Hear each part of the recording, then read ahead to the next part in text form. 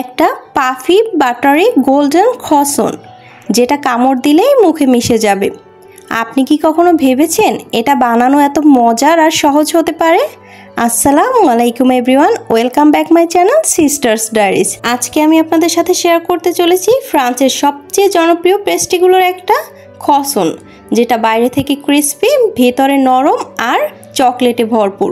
চা কফির সাথে খাওয়ার জন্য একেবারে পারফেক্ট। চলুন তাহলে শুরু করা যাক। এর জন্য প্রথমে একটা মিক্সিং বোলে 1 কাপ ময়দা নিয়ে নিলাম। এবার একটা বাটিতে নিয়ে নিচ্ছি কুসুম গরম পানি, দিয়ে দিচ্ছি ইস্ট 1 চা চামচ, দুধ 1.5 চা চামচ, চিনি 1 চা চামচ। এবার এগুলোকে খুব ভালো করে একটু মিশিয়ে নিতে হবে। এবার ময়দার সাথে সামান্য একটু লবণ দিয়ে ভালো করে একটু মিক্সড করে নিব। মিক্সড করা হয়ে গেলে ইস্টের এই পানিটা দিয়ে একটা সফট ডো তৈরি করে নিব।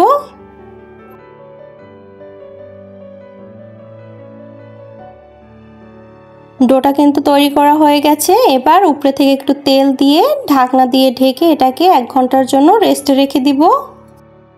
এখানে আমি একটা ডার্ক চকলেট নিয়েছি আর একটা হোয়াইট চকলেট নিয়েছি। এবার একটা চাকুর সাহায্যে চকলেটটা একটু কুচি করে নিতে হবে। চকলেটগুলো কিন্তু কুচি করা হয়ে গেছে। এই পর্যায়ে এটাকে একটা সাইডে রেখে দিব। 1 ঘন্টা পরে ফিরে আসলাম। এই যে দেখুন, ডোটা কিন্তু অনেকটাই ফুলে উঠেছে। এবার হাত দিয়ে চেপে চেপে ডোয়ের মধ্যে বাতাসটা বের করে দিতে হবে। এবার ডোটাকে খুব ভালো করে একটু মথে নিব। ডোটাকে মথে নিয়ে একটা কাঠের বোর্ডের উপর নিয়ে নিয়েছি। এবার কিছুটা ময়দা ছিটিয়ে দিলাম। এবার একটা বেলনির সাহায্যে ডোটাকে রুটির মতো করে বেলে নিতে হবে। ডোটা কিন্তু বেলে নেওয়া হয়ে গেছে। এই যে দেখুন, এতটুকু পুরু রেখেছি, এটা কিন্তু বেশি পাতলা করা যাবে না। এবার একটা চাকুর সাহায্যে রুটিটাকে এভাবে করে কেটে নিব। এবার কেটে নেওয়া রুটির চওড়া সাইডের মধ্যে কুচি করে নেওয়া চকলেটগুলো দিয়ে দেব।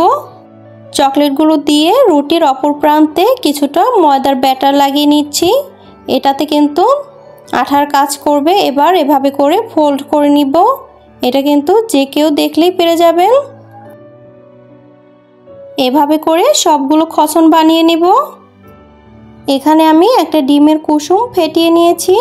এটাই এখন খসনগুলোর উপরে ব্রাশ করে দিব। এতে করে কিন্তু খুবই সুন্দর একটা কালার আসবে।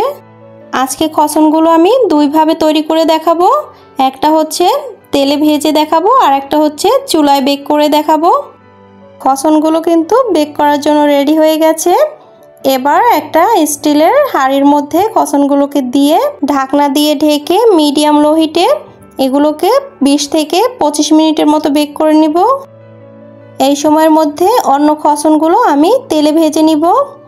তেল গরম হয়ে আসলে এক এক করে খসনগুলো দিয়ে দেব। মাঝে মাঝে কিন্তু উল্টে পাল্টে নিতে হবে। এতে করে কিন্তু দুটো সাইডে খুব সুন্দর কালার আসবে। খসনগুলো কিন্তু ভেজে নেওয়া হয়ে গেছে। এবার এটাকে তেল থেকে তুলে নেব। এদিকে কিন্তু অন্য খসনগুলো বেক করা হয়ে গেছে।